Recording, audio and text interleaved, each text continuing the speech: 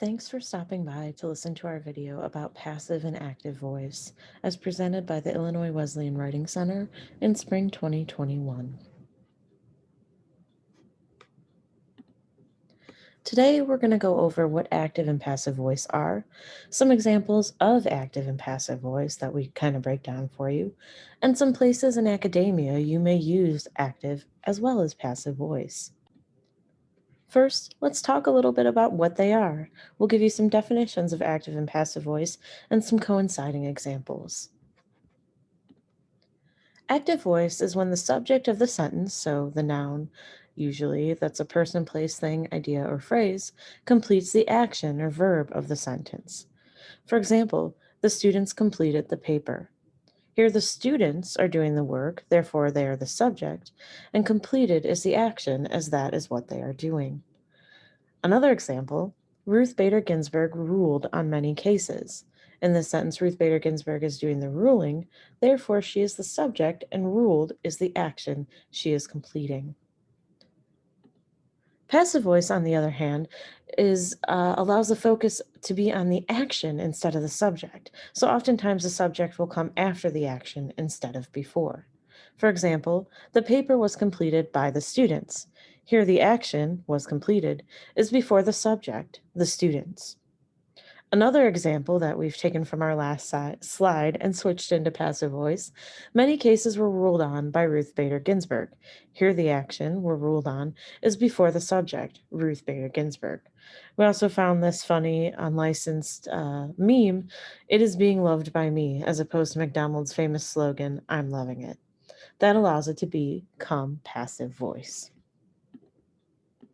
But sometimes you need a few additional tips to get the idea of what active or passive voice is.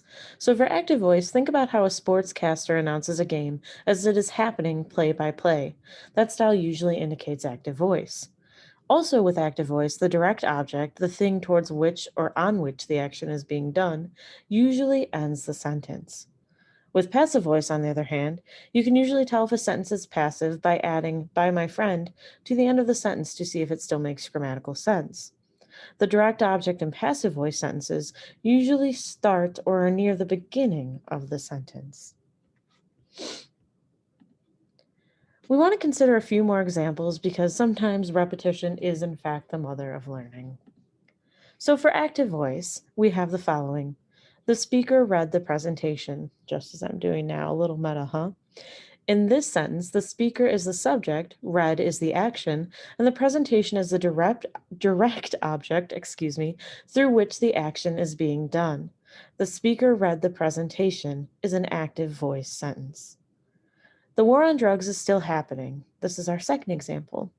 Here, the idea, the war on drugs, is the subject doing the action, is still happening. You'll notice there is no direct object in this sentence. That's sometimes the case. Passive voice, on the other hand, has a couple different examples. The project was completed by the group. In this example, the direct object, the project, starts the sentence. The action is the phrase "was completed," and the group is the subject doing the action. So here, the sentence goes direct object, action, subject, instead of subject, action, direct object, as on the last slide. The second example, the study was conducted by researchers in the field. In this sentence, the same is true. The direct object, the study, starts the sentence and is followed by the action, was conducted, which in turn is followed by the subject, researchers in the field. So, because we are a college level writing center, we want to talk a little bit about disciplines where you might see active voice and disciplines where you might see passive voice. We also want to acknowledge that these aren't hard and fast rules, and at different times, each discipline will take advantage of different styles of voice in writing. So, active voice, however, is most often used in speaking, especially in speeches designed to honor a person or focus on what is happening in the moment.